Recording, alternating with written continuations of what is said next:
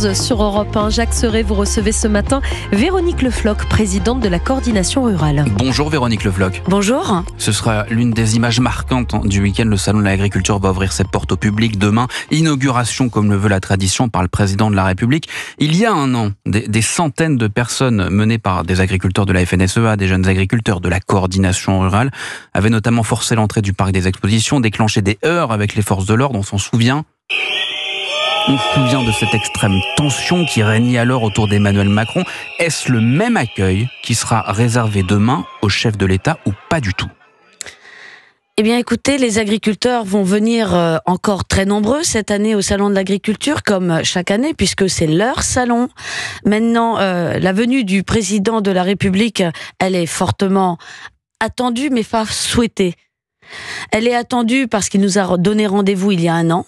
Il nous a dit, écoutez, c'est ça votre accueil, on va laisser passer les élections consulaires, les élections chambres d'agriculture qui viennent de se dérouler, et on réglera les problèmes après. Eh bien, nous serons au rendez-vous. Maintenant, on ne sait pas si il va oser venir devant les agriculteurs, mais nous espérons fortement qu'il aura vraiment quelque chose à nous dire. Il est attendu demain porte de Versailles. Il compte venir voir les agriculteurs. S'il vient vous voir, vous avez des choses à lui dire ? Eh bien écoutez, est-ce qu'un jour on va considérer l'agriculture et traiter les problèmes qui touchent l'agriculture ? On est de moins en moins nombreux, les fermes ferment les unes après les autres, on ferme les abattoirs, on supprime des emplois, on va vers une agriculture industrialisée, plus d'importation, plus de dégradation de la nature, c'est pas ça qu'on souhaite. Oui, mais attendez, ce constat, vous le faisiez il y a un an, le président vous a donné rendez-vous plus tard, un an après, nous y sommes, il y a des choses qui ont évolué. Eh bien écoutez, il compte nous dire que la loi d'orientation agricole sera votée. Et pour nous, qu'est-ce qu'elle change ? Elle a été votée par le Sénat hier soir, c'était par l'Assemblée il y a 2 jours, c'est adopté par le Parlement. Tout à fait, donc maintenant elle sera promulguée par le président de la République, mais ça change quoi ? Ça change quoi ? Qu'est-ce qu'on a résolu comme problème ? Cette loi, est-ce que quelqu'un peut me dire l'orientation de la loi ? Elle est économique ? Non. Et qu'est-ce qu'il nous faut pour vivre ? Eh bien de l'argent, des revenus.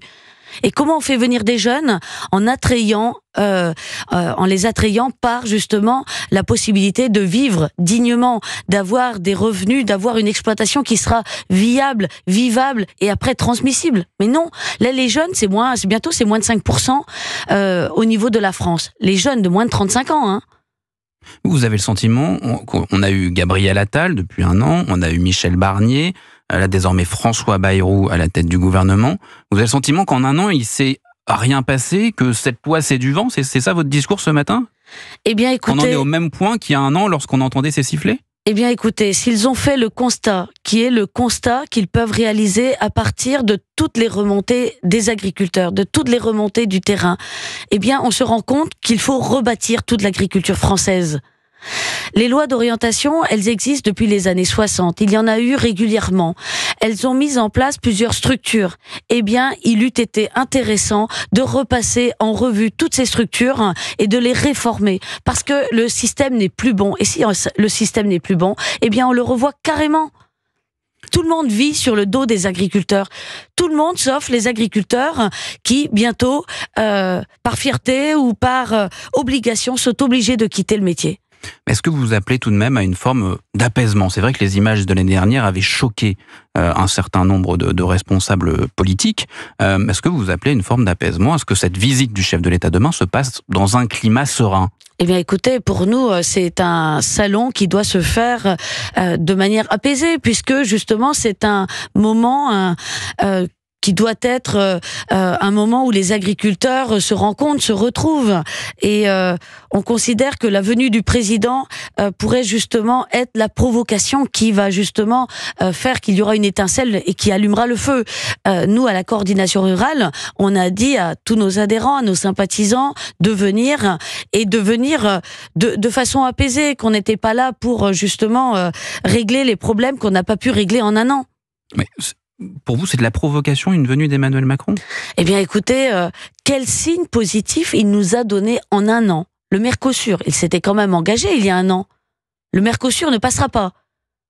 L'Ukraine, on est encore en discussion et on voit déjà l'inondation de céréales qui peut-être viendront demain encore en France. La France qui est pays exportateur net de céréales. Personne ne se rend compte qu'on a en face de nous des machines de guerre. Les BRICS, Brésil, Russe, l'Inde, la Chine, ils sont en train de créer une monnaie unique. Ils vont en fait contourner pour vendre directement les céréales. Les Algériens qui sont un de nos marchés va peut-être nous échapper. Et tout ça, on ne dit rien. Est-ce que vous avez été reçu par l'Élysée en amont de ce salon de l'agriculture ?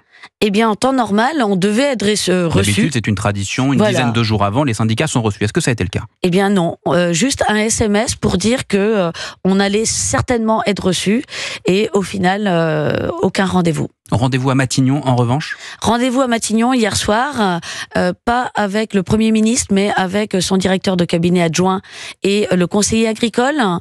Là encore, ils se satisfont des avancées, mais pas nous.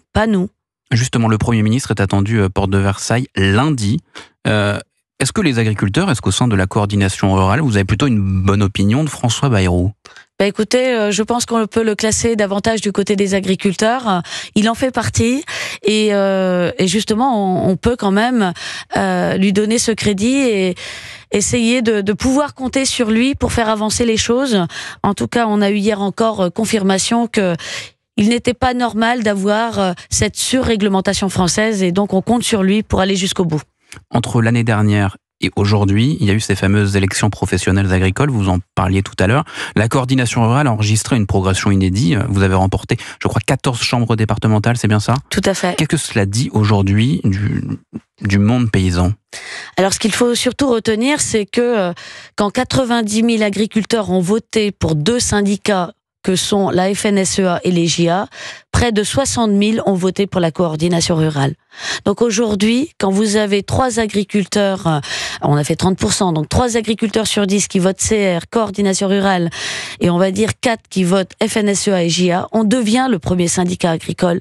On est incontournable, on est obligé de nous inscrire dans tous les rendez-vous et de nous faire participer aux décisions finales pour qu'on les valide, parce que justement, aujourd'hui, tout ce qui est proposé aux agriculteurs semble satisfaire à la FNSEA, alors que le compte n'y est toujours pas. Il faut beaucoup être beaucoup plus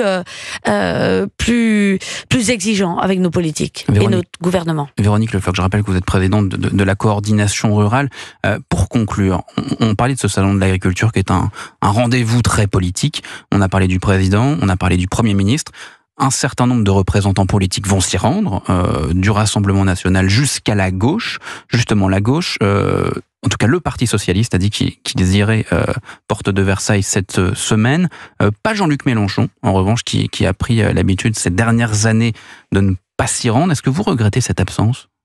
Celle de Jean-Luc Mélenchon ? Oui. Mais écoutez, c'est un des seuls qui ne vient pas sur notre stand. En revanche, François Ruffin y vient, et ils sont nombreux. Dominique Potier vient tous les ans aussi. C'est un agriculteur. On sait pouvoir compter sur lui sur beaucoup de sujets. On voit qu'il n'a pas voté même la loi d'orientation agricole telle qu'elle était proposée.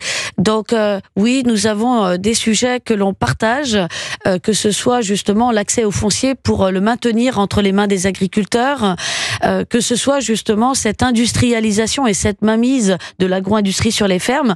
Donc on travaille avec tout le monde et ils sont pas forcément nombreux, mais ceux qui viennent s'intéressent à l'agriculture et on doit travailler avec tout le monde. Merci Véronique Le Floch, merci d'être venue dans ce studio d'Europe 1 ce matin en direct. Merci. Très bonne journée à vous, présidente de la coordination rurale.